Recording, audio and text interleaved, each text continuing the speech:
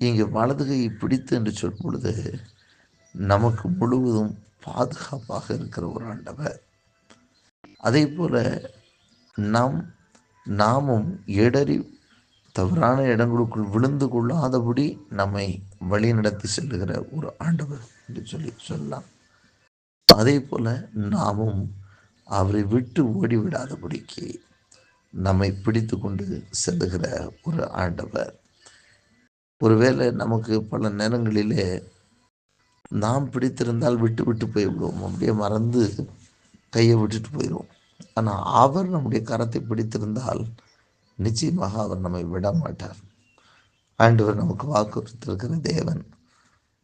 நான் உன்னை விட்டு விலகுவதும் இல்லை, உன்னை கைவிடுவதும் இல்லை என்று சொன்ன ஆண்டவர் நம்மை கைவிடாமல் கரம் பிடித்து பத்திரமாய் நம்மை அழைத்து செல்கிற ஒரு ஆண்டவராக இருக்கிறார்.